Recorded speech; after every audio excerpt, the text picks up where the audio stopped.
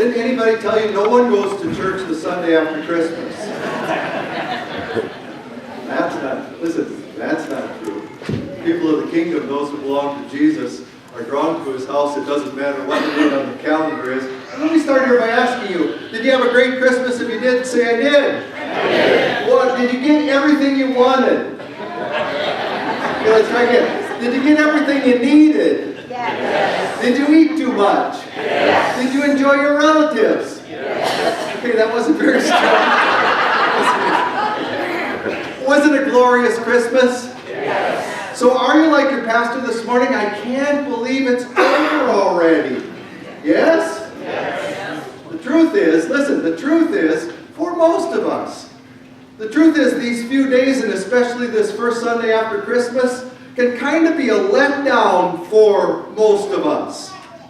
You know, I was thinking about this between services again. There was so much leading up to Christmas. We planned, I bet you guys did this too. We planned, we listed, we shopped, we wrapped, well she wrapped and I watched. We decorated. We sang, we laughed, we were just so looking forward to it. We were anticipating, we got everything ready, all cleaned up. Our friends were coming at one point, our family was coming at one point. It was just going to be joyous. Hearing all this. It was just all this. Christmas morning, as a blessed pastor in God's church, I got this wonderful runway. It's Christmas morning and I get to go to church with my beautiful bride and we're going to worship with some of God's people, and when we get done, we're going to go home and my girls are going to be there, and we hadn't opened gifts yet, so they're all piled up. And so even before church started on Christmas morning, I'm just kind of filled up. I'm thinking, this is going to be a fine day. And we had wonderful worship together, took the Lord's Supper together. I went home. The girls and Brian had made breakfast or brunch, and oh my gosh, the coffee was hot, and Christmas music was on, and we opened gifts. We laughed together and loved together. The days slipped away. There was so much. And now, kind of all of a sudden, it's all in the past. It's like we were getting ready and getting ready and getting ready. And oh boy, oh boy, oh boy, oh boy. And now it's all in the past. Which is why in some ways, at least for some of us, pastor included, for some of us, these few days after Christmas, this Sunday after Christmas can seem, well, I'll say it out loud, it can seem kind of empty. We went through all of this and then all of a sudden, poof, it's gone. And we'll start, in fact, I heard this morning. Some people have started already. I don't know if you have, we haven't, but it's close. We'll start packing things away. We'll take our trees down if they aren't real. We'll wrap up the lights. We'll put away the ornaments. All the fancy dishes from Christmas will go back on the shelf, back in the closet. We'll take all the stuff down. The house will look naked. Yours too. And it'll kind of be over. And so there is, for some of us, kind of this empty feeling. I was driving to church this morning at about 7. And usually Sunday mornings are quiet. This morning it was like a cemetery. Oh, I'm telling you what, I'm driving up Nicholasville Road, and I am, for all intents and purposes, the way it appears, I'm virtually alone.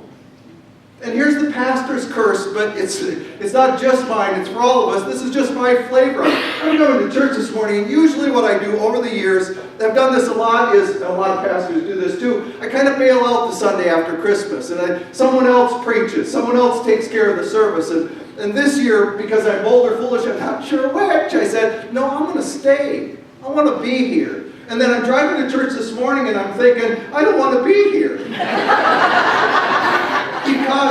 Because I had caught this disease that's part of us as sinful human beings. Christmas was over. And I thought, man. And then I got here to church, and I'd done it earlier in the morning, but sometimes the Lord takes twice with us because we're slow to learn. I'm in the back here, and I'm going through reading the scriptures out loud a little bit so that I can read them out loud in the worship service. And this word about Jesus' consecration, but more specifically, this word about Simeon, just absolutely caught me. And so I'd written already, but what I'd written really didn't have a heart until God gave me a heart for it, and I share that heart with you this morning. You see, loved ones, for us as believers, that emptiness that is so much a part of our humanity after Christmas, for us as believers, that's not really the case. Because you see, I want you to see, we're like Simeon. My eyes, this is the word, my eyes have seen your salvation. And so not just over the last few days, but for us believers who are deeply seated in God's Word and in His church, this whole season of Advent leading up to Christmas has been this, not only observing with our physical eyes as the decorations went up and the candles were lit and the presents were bought and the wrapping was done and the cooking was taken care of and the traveling was planned. Not simply what we saw with our eyes, but listen, like Simeon, with the eyes of our hearts through all of that, God was opening the window, pulling back the curtains so that you and I by faith could see the Jesus who lies, who stands, who reigns, who lives, this child of Bethlehem, under and through all of that. We're like Simeon. You and I as believers, through all of this Christmas season, what has been at the forefront of our hearts by God's grace, in light of and in spite of all the other things of our lives, is this one whose name is Jesus. And so like Simeon, as we've seen Jesus through this, as we've come to the place where we not only rest in His Word, but rest upon His Word, He's doing this wondrous thing for us. We're not only seeing Jesus in the midst of the Christmas and the Advent and all that is unfolded, for us as people of the kingdom, we know, listen, we know that the best part, the real gift of this is not in the past at all.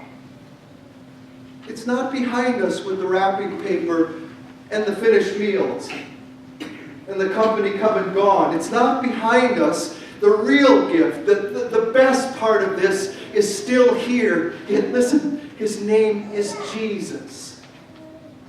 Did you know He's here with us this morning, speaking to us? Maybe with your physical ears you only hear the voice of this preacher, this human being, but I want you to know the word that is shared today, that was read today, that's God's word. It is Jesus present with us, speaking to us. He's here this morning inviting us to His meal. As we come and we kneel and we taste and we swallow and we receive, Jesus is sharing with us forgiveness and peace and life and strength. He's still here. On top of that, loved ones, listen. With eyes of faith as people of the kingdom, we can see that the blessings of His birth still go on. I'll give it to you in a phrase. He's still lighting up our lives. You know, the river of grace that flowed through the manger at Bethlehem. Listen to this. This river of grace that was filled with the Father's kindness and love and compassion that flowed through His Son to Mary and Joseph and the shepherds. That river of grace is still flowing today. From the manger, through Bethlehem, to this place and this moment in your life and mine. All the gifts that are in the river of grace from Christ, they're flowing over us too. He's present here. And in His presence, He is loving us and providing for us and forgiving us and blessing us. He is, and I'll use this phrase again, it's such a good one. He is lighting up our lives. And, my loved ones, He's keeping us prepared. You know, think about this. It's really an important concept. Think about this. Next year, 1 year from now, Christmas 2016. One of the things that you and I don't know is we don't know how many of us that are gathered in this church today, how many of us will be on this side of glory to celebrate Christmas, and which ones of us may be on the other side of the glory with the angels celebrating Christmas. Think with me this morning. If we look around and we think, well, maybe some of those really old people will be gone, but I'll be okay. I'll be safe. Listen to me. We don't know. Part of God's gift to us is we don't know. But we know this. The kind Jesus who's still here, listen, this kind Jesus by his blood in his graceful way is keeping you and I prepared for his call to glory whenever it comes. Part of the joy of our lives is we don't have to live with doubt, and we don't have to live with fear, and we don't have to live with reservation, because whenever God decides that the time has run out for you and for me, and glory calls through his Son, listen, because of the work of Jesus, we're prepared. I'll give it to you in another light. Listen. For those of us who belong to the kingdom because of the kind and loving work of Jesus, if this year, sometime in this year, is the end of our earthly journey, then we will, without a shred of a doubt, we will spend next Christmas praising God with the angels. Because he's got us ready. And this kind Jesus, he's keeping us ready. Every single one of us. Isn't it a gift? It's still Christmas. Listen. It's still Christmas. We still light the candles. The trees still stand. There's a few poinsettias left. There are gifts unwrapped at home. There's still way too much candy. There's 1 or 2 good bottles of wine. There's a cold beer in my fridge. It's still Christmas. And for those of us who are people of the kingdom, that little phrase, which really flows out of this wondrous gift of Simeon, who with eyes of faith saw Jesus, and then reminds us, with eyes of faith, we can see him too, and know he is still here. It's still Christmas. I know, loved ones, that we've come to the time when there are some things that are done for another year. That the gifts are open and the wrapping paper's been thrown away, and maybe the company has come and gone. But for us, it's not over. Listen, for us people of the kingdom, it's not over. We, with eyes of faith, we see Jesus is still here giving. It's still Christmas. So let's try it on for size and then I'll stop. Merry Christmas. Merry Christmas. Please rock.